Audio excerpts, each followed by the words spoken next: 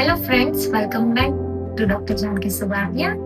આશા રાખું છું કે તમે ઘૂંટણના દુખાવો જે છે તેની કસરતો કરી હશે અને તમને તેમાં આરામ પણ રહ્યો હશે.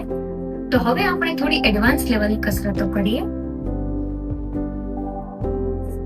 એક નાની ગાદી લઈ લેવાની છે. તમે લોકો ટોવેલનો યુઝ કરી શકો છો.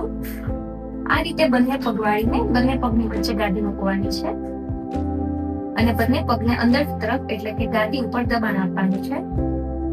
1 2 3 4 5. 1 2 3 4 5. 1 2 3 4 5. 1 2 3 4 5. 1 2 3 4 5. 1 2 3 4 5.